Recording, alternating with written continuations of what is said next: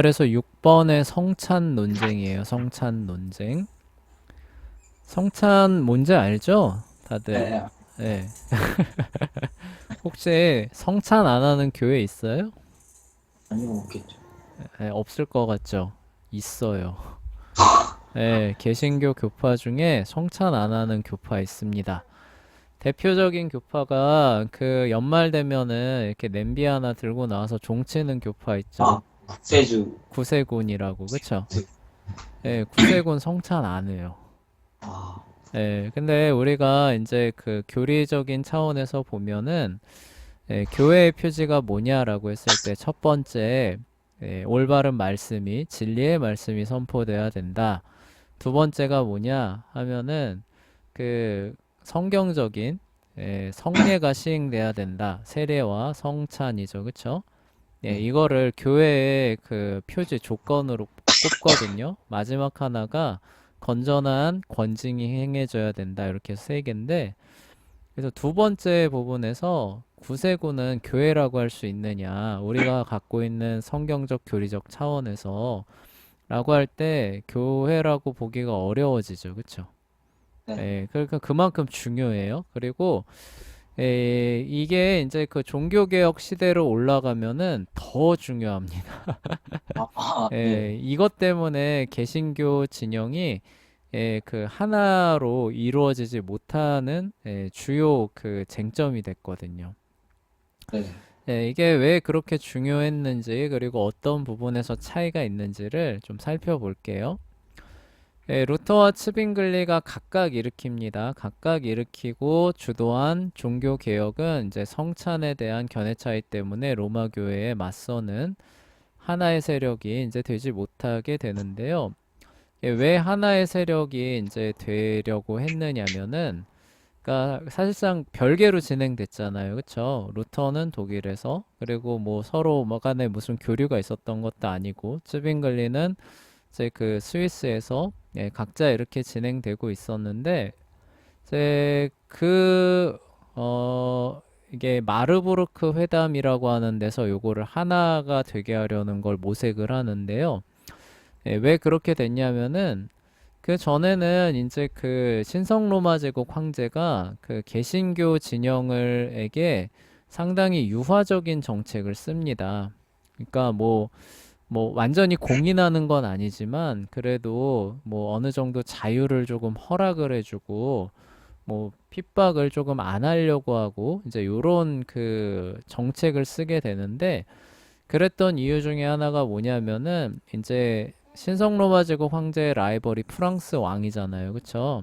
그 네. 프랑스 왕하고 사이가 안 좋아서 티격태격하고 있는 상황에서 그 오스만 제국 얘기했었죠. 그쵸? 아, 예. 요때 오스만 제국이 최전성기거든요. 그래서 네.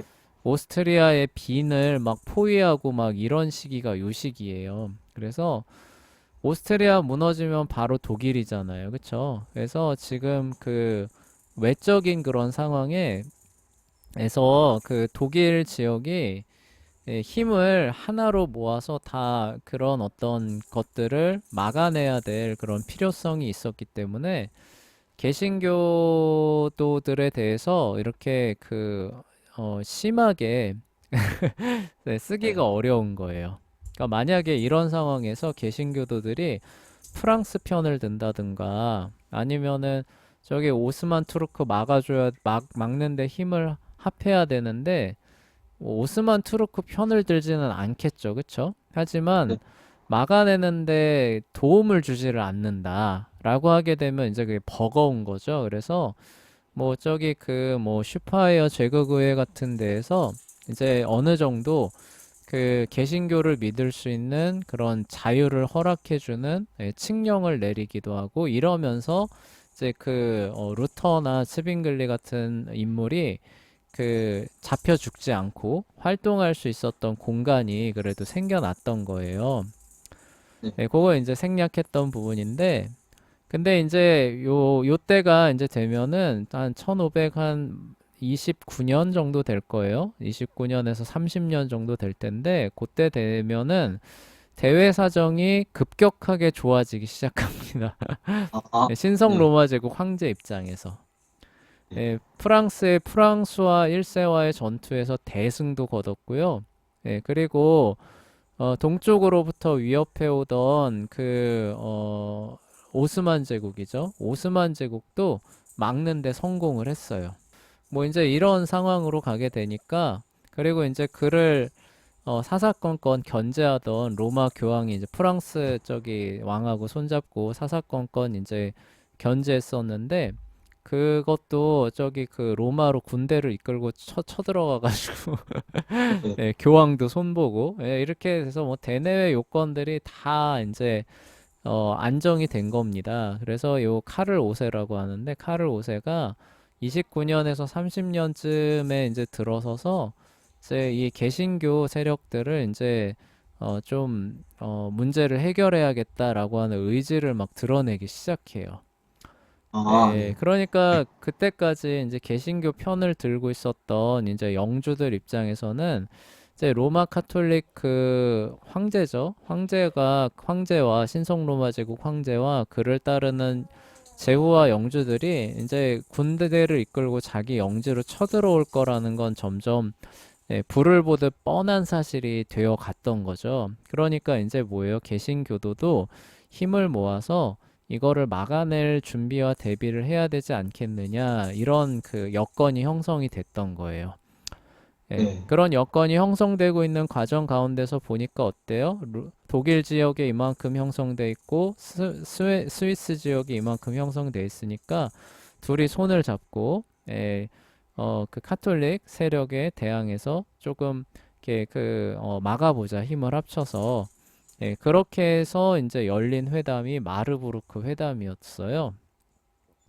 그 네. 회담을 이제 열어서 이제 각자가 믿는 바를 놓고 토론을 시작합니다. 토론을 시작해서 총 15개 조항을 이제 놓고 토론을 했는데 그 중에 14가지는 금세 다 의견 일치가 이루어져요. 예, 그러니까 아, 우리가 믿는 바가 동일하다라는 부분들에 대해서 합의가 쭉 됩니다. 그러니까 근본적인 부분에서 차이가 없다라는 부분들이 확인이 되고 거기에 기꺼이 서명할 수 있는 내용들이 도출이 됐어요. 네, 네. 마지막 15번째 부분 성찬에 대한 부분은 그 견해가 좁혀지지 않았습니다. 아, 네. 네, 그리고 그것 때문에 결국 개신교 진영의 연합이라고 하는 것이 안 돼요. 결국 이것 때문에 깨집니다. 예, 세력 네. 그 규합이 깨져요. 그래서 우리가 그 뭐냐 우리 스빙글리 했을 때 스빙글리 나가서 전사하잖아요. 그쵸? 아, 네. 예. 그럼 그때 독일의 개신교도들은 뭐 했냐는 거예요. 그쵸? 네. 예, 이때 만약에 연합이 이루어졌다면은 그러니까 그 스위스의 남부주들이 오스트리아랑 손을 잡고 쳐들어와서 무너뜨리잖아요. 그쵸? 네. 그러니까 그런 것처럼 오스트리아랑 손을 잡고 무너뜨리려고 했을 때 스위스 북부의 독일 제후들하고 손을 잡고 막을 수 있는 원군을 데려오거나 이렇게 할 수가 없게 된 이유가 뭐냐면 이게 이런 식으로 결렬이 됐기 때문에 그렇게 된 겁니다. 네. 예, 그런데 그만큼 성찬을 중요하게 생각했다는 거예요. 이 당시 사람들이. 그러니까 네. 이럴 수도 있고 저럴 수도 있고 조금 견해가 다를 수도 있는 요런 차원에서 본 게 아니라 이거는 신앙의 중심이다. 죽고 사는 문제다. 이렇게 본 거예요. 예. 네. 그래서 왜 그렇게 이제 되었는가를 이제 설명을 할게요. 자, 종교개혁 진영은 로마 교회가 가르치는 화채설과 사제만 포도주를 마시는 관습을 거부한다라는 것까지는 기꺼이 동의를 하게 됩니다. 로마 교회는 이런 거잖아요. 그 사제가 그것도 로마 교황하고 그 사이가 좋은 사제가 축성을 했을 때 그게 실제 예수님의 피와 살로 바뀐다. 그쵸? 네. 이렇게 가르치잖아요. 그리고 그 예수님의 실제 피와 살이 구원으로 이르는 효력을 나타낸다. 이렇게 가르치죠. 그쵸? 네. 그래서 그것을 먹었을 때 그 빵과 포도주죠. 피와 살 그 자체가 구원의 효력을 내는 이런 걸로 가르치잖아요. 그쵸? 네. 여기에 대해서는 종교개혁 진영 자체가 어떻게 하는 거예요? 다 거부하는 겁니다. 그쵸? 화채설. 그래서 했을 때 예수님의 피와 살로 완전히 바뀐다라고 하는 거는 아니다라고 거부를 하게 됩니다. 네. 네, 그리고 요때쯤에서 포도주 있잖아요. 잔은 사제만 마시는 관습이 확립이 되는데, 이거는 왜 그렇게 된 거냐면은, 그거 들어본 것 같아요. 왜 그렇게 됐어요? 쏟으면 네, 그 예수 피를 흘리는 것과 같기 때문에. 그렇죠. 큰일 나죠. 그렇죠. 네, 네. 그리고 이 당시 남자들은 수염이 길었잖아요. 대부분. 네. 그러니까 이거를 마시면은 수염에 조금씩 묻을 수밖에는 없어요. 아, 예, 그런데 이 당시 뭐 교육받지 못한 그런 그 농민들이 많았잖아요. 그 농민들이 이 묻은 포도주를 어떻게 했겠어요? 그냥 옷에다가 그냥 이렇게 쓱쓱 닦고, 그쵸? 네. 예, 아, 큰, 그럼, 로마 교인들 입장에선 큰일 날 소리죠, 그쵸? 네, 예, 그쵸. 그래서 뭐 우스갯소리로 그 축성한 거기는 빵과 포도주 있으면은 그거 안 버리는 거 아시죠, 그쵸? 아, 네. 예, 그거 버릴 수도 없어요. 그 큰일 나 이렇게 보관해 놓는데 이제 그거를 이제 그 어떤 이렇게 그 쥐가 와서 갉아먹는 일이 있었대요. 네. 예, 그래서 그 로마 교회 그 안에서 심각하게 논의가 일어났었답니다. 네. 이 쥐는 구원을 받을 수 있는가? 구원받는 것인가 아닌가? 이런 예, 네. 논의가 진짜 진지하게 일어난 적이 있대요. 예, 근데 하여간 이제 그런 차원에서 그러니까 이 미신적이죠. 그러니까 오직 성경의 가르침에 의해서 이거는 아니다라는 것을 다 이제 동의를 하게 되고, 그죠? 그다 모두가 다 마셔야 뭐 먹고 마셔야지 왜 그렇다고 사제만 마셔 이건 아니야. 그리고 예수님의 실제 피와 살로 그 바뀐다는 건 아니야.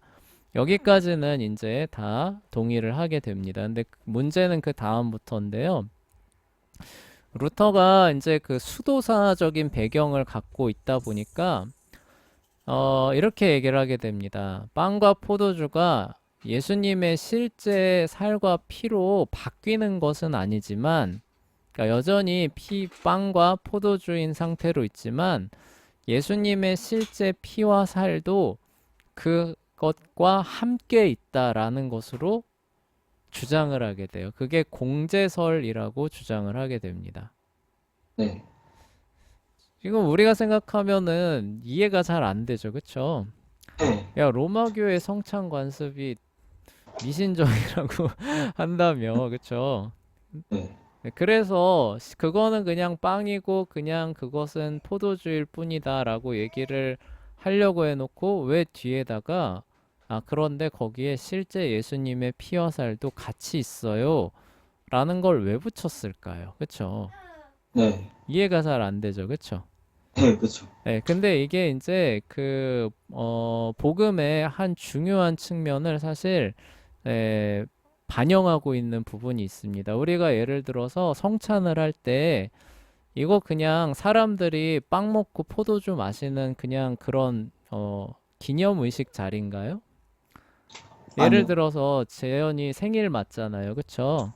네. 야, 우리 재현이 생일 파티 합시다 하고 해서 모여가지고 생일 축하합니다 하고 이제 생일 케이크 잘라가지고 뭐 이렇게 음료수 한 잔씩 줘가지고 우리가 먹으면서 재현이 태어난 거 참 기쁘네. 우리 잘 삽시다. 성찬이 네. 그런 거예요? 아니요. 아니잖아요. 그쵸?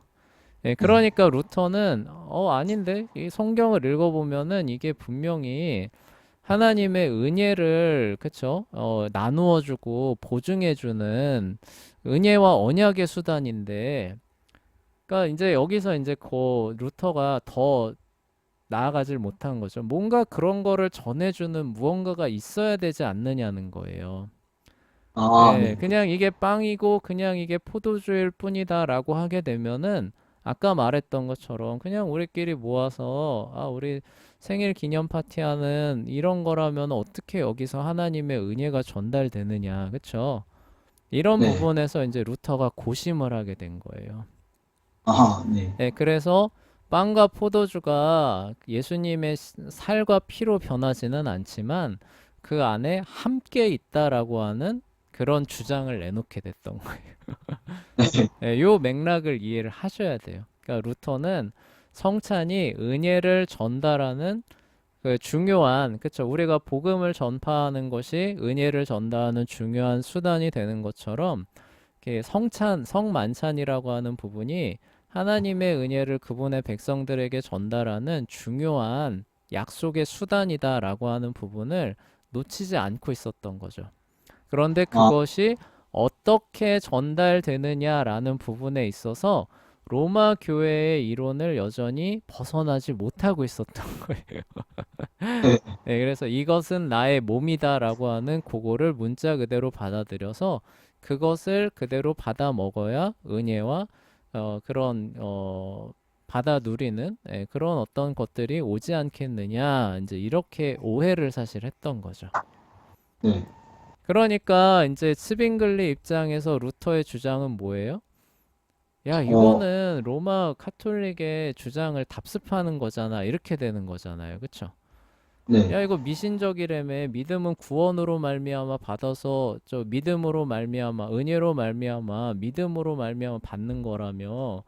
야, 근데 이거 왜 먹고 마시는 거로 왜 갑자기 구원의 효력이 네. 발생되고 거기에 그게 실제 예수님의 몸과 피가 있어가지고 카톨릭이 하는 거 똑같이 하고 있잖아. 이게 무슨 복음이야? 라고 하면서 스빙글리가 아, 반발하게 되는 거예요. 이거 절대 못 받아들인다. 저거 이단이다. 사탄 마귀다. 이렇게 하게 되는 거예요. 스빙글리가.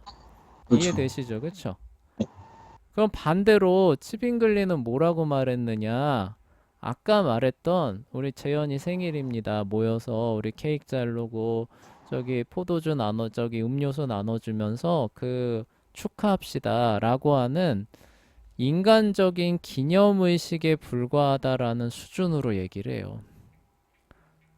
아, 예, 그러니까 빵과 포도주는 상징이고 성찬식은 예수님의 죽음의 심에 대한 기념의식이라고 하는 기념서를 끝까지 고수를 하게 됩니다. 그러니까 네. 이제 루터 입장에서는 뭐예요? 야, 성경을 봐라. 이게 어떻게 우리끼리 모여가지고, 그쵸? 생일 축하합니다 하는 것처럼 예수님의 십자가 죽으심과 부활하심을 우리끼리 그냥 이렇게 메모리얼 하는 이게 그런 자리냐. 이 자리는 약속의 은혜가 전해지는 자리고, 복음이 선포되는 자리고, 그분의, 그쵸? 그래서 나의 피를 먹고 나의 살을 막 먹지 않는 자는 그 뭐냐, 그 구원받지 못한다라고 하는 그런 말씀도 있는데, 야, 이 자리는 하나님의 은혜가 전달되는 약속의 복음의 중요한 자리지. 그런 우리끼리 모여서 뭐냐, 이런 의식을 진행한다면은 이게 어떻게 그럴 수 있느냐라고 하면서, 그러니까 한마디로 말해서 복음의 중요한 어떤 방편들이 있는데 그거 하나를 평가절하하고 쫓아내 버렸다는 거죠. 네. 좀 더 이해하기 쉽게 얘기한다면은 이 성경이 하나님의 말씀이 아니고 네. 영감받은 하나님의 말씀이 아니고 그냥 사람이 지은 그냥 그 뭐라고 해야 되나요? 그냥 문학 작품에 불과해요라고 말하면 여러분 뭐라고 말할 것 같아요? 어, 이거는 하나님의 말씀. 저거 이단이다라고 얘기하겠죠, 그쵸? 네. 저거 복음을 부정했다 이렇게 얘기하겠죠, 그쵸? 그렇죠. 네, 똑같은 거예요. 루터 입장에서. 아, 네, 그 성찬이라고 하는 예식이 사람들끼리 모여서 예수님의 죽으심을 회고하는 그런 자리라고 한다면은 성경이 영감받은 하나님의 말씀이 아니다라고 하는 것과 똑같아진다니까요. 네. 네, 잘 이해 안 되시나요? 아, 네, 약간 어렵나요? 아니, 아, 그래서 이 양쪽이 네. 복음이 무엇이냐에 직결되는 요소가 있다라는 것을 봤기 때문에 죽어도 타협을 못 합니다. 아, 그러니까 루터가 가르치는 대로 그 성찬의 교리를 가르친다면은 이거는 카톨릭의 미신이지 이신칭의의 복음이 아니라는 거예요. 그쵸? 네, 그래서 그 츠빙글리도 루터가 말하는 걸 절대 받아들이지 않고 그리고 츠빙글리가 말하는 것대로 받아들이면은 이거는 은혜의 방편 하나를 완전히 인간적인 수준으로 격화시켜서 그럼 복음이라는 게 결국 사람의 그런 어떤 수준으로 격화되는 것밖에 더 있느냐 복음을 사실상 훼손했다 이렇게 하면서 죽어도 받아들이지 않게 돼요. 네, 그러니까 우리가 복음이 구원을 주는 이유가 뭐냐면은 성경 말씀이 하나님께로부터 온 거기 때문에 가능한 거잖아요. 그렇죠? 그쵸. 성경의 영감을 부정하게 되면은 복음이 구원을 준다는 것도 자동 부정되잖아요. 그렇죠? 네, 마찬가지로 성만찬이 그러한 언약 그 하나님의 은혜를 가져다 주는 어떤 신비한 요소가 없고 사람들끼리 모여서 기념하는 자리라면은 똑같은 상황으로 볼 수밖에 없다는 거예요. 네, 네, 그래서 루터도 격분하게 됩니다. 저거 아, 이단이다. 저거 복음의 요소를 중대하게 훼손했다라고 하면서 진짜 박 터지게 싸워요. 네, 둘이. 아, 네, 그래서 절대로 둘이 함께 할 수 없다는 그런 부분들만 분명하게 드러나기 시작했고 그래서 아까 말했던 것처럼 오스트리아하고 동맹을 맺고 쳐들어오는데도 독일 쪽의 제후들이 전혀 활동을 하지 않았던 거예요. 그래서 네, 혼자 그것을 막으려고 하다가 전사를 하게 되는 것이고 그 이후에 그쵸 독일에서도 이제 또 그 이것 때문에 이제 또 내전이 한번 벌어집니다. 구교냐 신교냐를 놓고 또 내전이 한번 벌어져요. 그리고 네, 카를 5세가 개신교 제후들을 완전히 싹 다 무너뜨려 버립니다. 아까 말했던 카를 아, 5세가. 네. 네, 그런 역사로 흘러가게 되는데 결정적인 역할을 했던 게 바로 요 대목이 되는 거예요.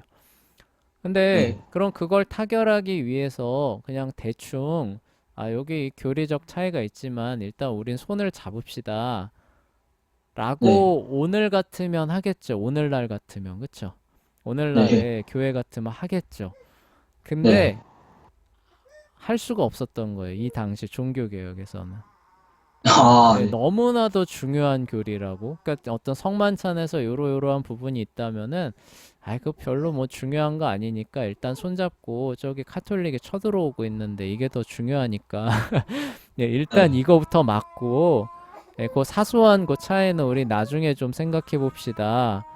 분명히 이렇게 됐을 거예요. 그쵸? 오늘날 사회 같은 경우는. 근데 이 네, 당시는 아니라는 거예요. 이거 너무나 중요한 복음의 중대한 그런 요소가 양쪽에서 훼손하고 있는 우리가 이단하고 손을 잡을 수는 없지 않느냐 이제 이런 거죠. 그쵸? 두 진영 간의 세력 규합이 이루어지지 않게 됐고 결국 각계격파가 됐던 거예요. 그런 과정을 거쳐서. 네, 네, 그런데도 또 하나님의 섭리라고 하는 게 그런데도 이후의 역사를 보시면 알겠지만 독일에서도 신앙의 자유가 확립이 됩니다. 그런데도 네, 츠빙글리는 전사했고 그리고 루터를 지지하던 개신교 영주들은 카를 5세에 의해서 싹 다 쓸려 나갔는데도 독일에서도 이제 뒤에 아우크스부르크 화의라는 게 열려요. 그걸 통해서 루터교들의 신앙의 자유가 확립이 되고 그리고 스위스에서는 아까 말했던 것처럼 이제 칼빈 선생님 나와잖아요. 그죠? 네, 네, 그래서 또 개신교 종교 개혁이 완수되는 또 그런 역사로 흘러가요. 그래서 이게 하나님의 역사를 섭리하시는 그 손길이 인간의 그런 어떤 예측을 완전히 벗어나는 거예요. 그렇죠? 그래서 요때 만약에 우리 지금 급하니까 일단 저기 타협합시다라는 식으로 했다면은 이후에 교회는 더 큰 해를 받았을 거예요. 네. 그래서 당장은 조금 아쉬운 부분들이 있고, 아, 이거 왜 이렇게 꼭 해야 되나 싶은 부분이 있지만, 그 잘한 겁니다. 그게 해결되기 전까지 그 세력 규합을 이루지 않았던 그런 부분들이 오히려 잘 된 거예요. 예, 네. 그런 부분들 알고 계시면 되고, 그러면 이 문제는 누구에게서 이제 해결이 되느냐라고 하면 아까 말씀드렸던 칼빈 선생님이죠. 그렇죠? 칼빈 선생님에 의해서 요 난제가 해결이 됩니다. 그러니까 츠빙글리는 이 이후에 얼마 안 돼서 전사하잖아요. 그렇죠? 그래서 네. 이제 루터가 이제 공제설을 주장하면서 계속 종교 개혁을 이끌고 있는 와중 가운데 칼빈이 등장을 하게 돼요. 그러면서 이제 칼빈 선생님이 이제 내놓은 견해가 뭐냐면은 이제 영적인 임재설인데, 그러니까 두 개를 다 이제 내포하는 겁니다. 이 교리는. 그러니까 뭐예요? 네. 성만찬이 하나님의 은혜를 전달하는 약속의 그 수단이라는 부분들. 그러니까 인간적인 차원을 뛰어넘는, 그쵸? 네. 신비의 요소가 있다라는 것들을 긍정하면서 또한 한편으로는 로마 카톨릭의 미신이죠. 그쵸? 그래서 뭐 거기 그 담겨진 어떤 뭐 그 요소가 그 자체가 구원을 바라는 요런 것들을 다 제거하는 그 방안을 생각해내는데 그게 바로 영적인 임재설이 되는 거예요. 그래서 아, 영적인 임재설을 설명하면 이겁니다. 성찬식의 빵과 포도주는 상징이라는 거예요. 그러니까 빵이고 포도주에 불과하다는 거죠. 그쵸?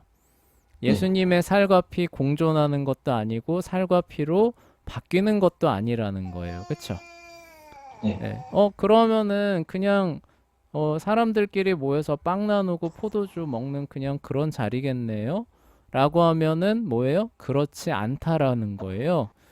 예수님께서 그 자리에 영적으로 임재하셔서 그분을 믿는 그분의 자녀들에게 그쵸? 신령한 은혜와 양식 곧 그분의 살과 피를 먹이고 마시게 하시는 일을 하시는 자리다라고 주장을 하게 됩니다.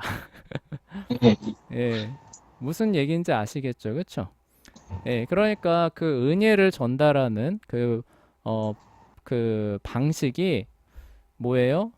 물론 어떤 그 물리적인 요소로 전달되는 게 아니라, 그런 어떤 그 수단을 통해서 믿음으로, 영적으로, 성령으로 전달된다는 거죠. 그쵸?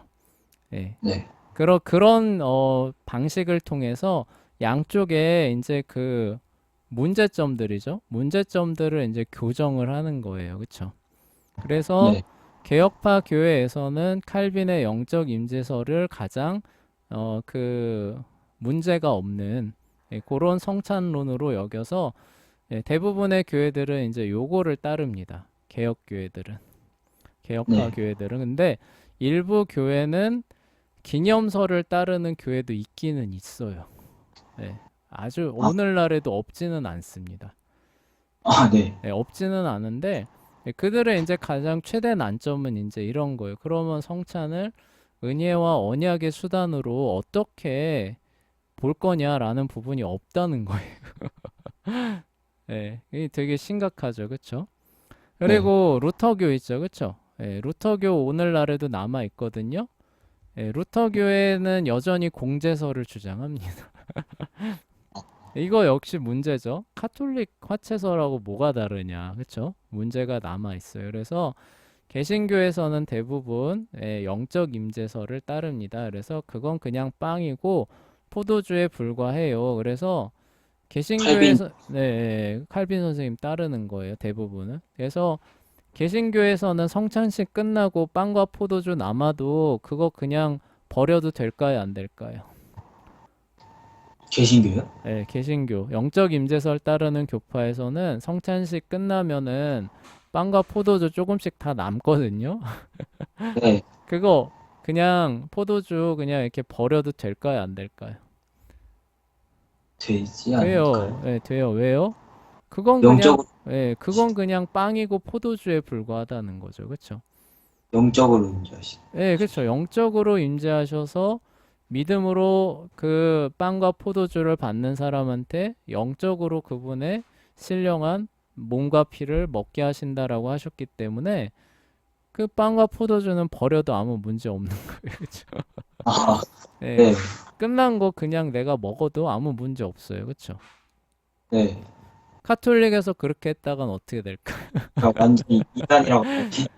예, 지금 쫓겨나요. 그쵸? 예, 네, 대역죄를 지은 게 되겠죠. 그쵸? 네, 루터교도 약간 그렇게 될 거예요. 그쵸? 네, 예, 네, 근데 저 쯔빙글리의 기념서를 따르는 교회에서도 기꺼이 그렇게 할 겁니다. 그쵸? 예, 기꺼이 네, 그렇게 하겠지만 다른 점이 뭐예요? 성찬의 자리를 참여하는 성도들의 그 신앙의 그 자세가 완전히 달라지겠죠. 그쵸? 네, 예, 하나님의 약속을 믿는 마음으로, 그쵸? 하나님의 은혜를 바라는 마음으로 거룩하고 경건하게 하나님께서 오늘 은혜를 주시기로 약속하시고 성찬을 거행하시는 거잖아요. 그쵸? 예, 그래서 네, 그분이 약속을 받고 그리고 그러한 천국에 대한 그 확신이죠. 그쵸? 그러한 것들을 통해서 하나님께서 이렇게 한 자리에 우리를 둘러 앉히셔서 먹고 마시는 것처럼 장차 영원한 나라에서 우리는 예수님 좌우편에서 그분과 함께 이와 같이 먹고 마실 것이 언약적으로 상징적인 방식이지만 보증이 되었다. 그쵸? 예, 우리는 그래서 그것을 실제로 그분의 살을 먹고 그분의 피를 마셨다라고 말할 수 있다. 이렇게 되잖아요. 그쵸? 네. 예. 그런 차이가 이제 나타나게 되는 거죠. 근데 이건 기념설 따르는 교회에서는 이렇게 못 말합니다. 아, 예. 네, 이게 비슷해요. 그쵸? 예. 그런 부분이 이제 세례에 대한 부분에서도 한 번 더 나오는데, 그건 나중에 얘기를, 드리면 될 것 같고. 자, 하여간 요렇게 돼서 이제 그 개신교 종교개혁의 가장 난점이었던 성찬에 대한 그 교리가 어느 정도 일단락이 됩니다. 네, 그래서 완전히 좁혀지지는 않아요. 그래서 그 칼빈 선생님이 말한 것을 이제 거의 이제 대부분 다 수용하는데 아까 말한 것처럼 끝까지 이제 공제설이 옳다라고 하는 루터교가 남고 또 끝까지 기념설이 옳다라고 하는 츠빙글리의 후예들도 남습니다. 그래서 여전히 오늘날에도 공제설을 믿는 개신교파가 있고 그리고 기념서를 믿는 개신교파가 있어요. 그리고 심지어 네, 이제 더 나간 거죠. 그쵸? 더 나가서 이제 그 기념설도 더 나가서 그 구세군 같은 경우죠. 그쵸? 구세군. 구세군 같은 경우는 우리의 실제 삶이 중요하지 이런 의식이 뭐가 중요하느냐 먹고 마시는 의식이 뭐가 중요하느냐 그러니까 스빙글리의 기념설에서 하나 더 나가는 거예요.